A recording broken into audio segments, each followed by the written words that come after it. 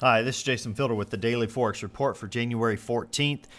We are going to look at the U.S. Japanese yen pair first. This particular pair moved much higher but then closed down. We are looking for this pair to continue moving sideways with a bias that is sideways as well. Look for it to move potentially as high as 92.53, possibly as low as 90.27. Look for some resistance around 91.15 and look for some support around 90.75. Okay, now looking at the Euro USD, this particular pair closed lower. It did form a swing trade setup, so for those of you that like to trade those, definitely keep an eye on this pair. We are looking for this pair to continue moving sideways with a bias that is sideways. Look for it to potentially go as high as 1.4623, possibly as low as 1.4379. Look for some resistance around 1.4555 and look for some support around 1.4444. Okay, now looking at the pound US dollar pair, this pair continues to move higher. We've had 1, 2, 3, 4, 5 days, 5 sessions in a row up. We're getting near close, if it goes up another couple of days, of having probability definitely on our side for a pullback, so definitely keep your eyes open for that.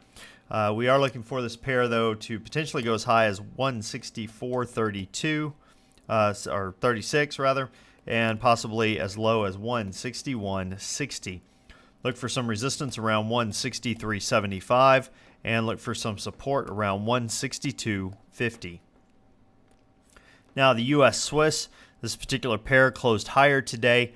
We are looking for this pair to continue moving sideways with the bias that is sideways. If it does move higher, look for it to go as high as 1.0286, possibly as low as 10106. Look for some resistance around 10236 and look for some support around 10125.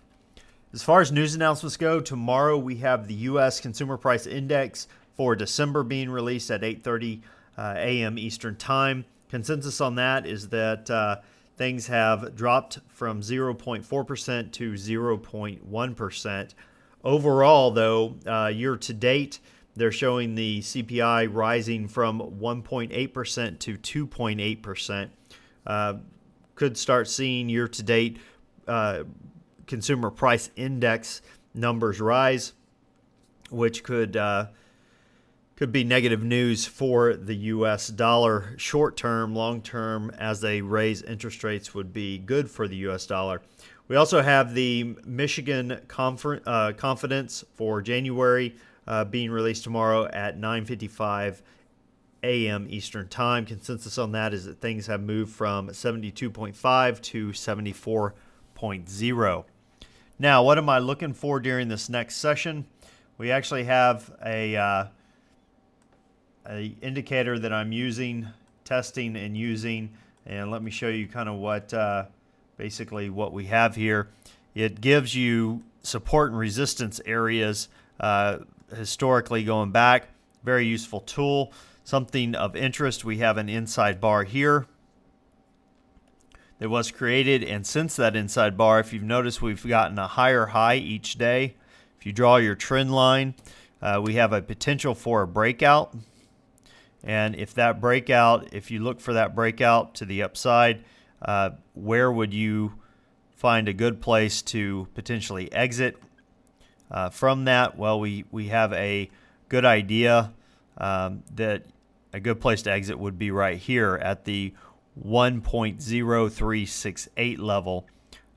So definitely keep that level in mind. There are other support and resistance areas, support that would now be resistance areas along the way, but overall this is the final exit. It may take a session or two to get there, but definitely look for this particular move.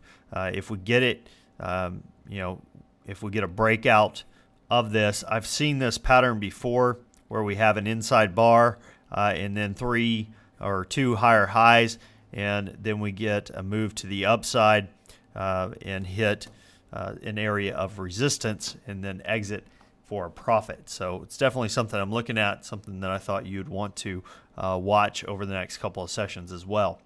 Well, that pretty much wraps us up for today. Until next time, this is Jason Fielder. Good trading.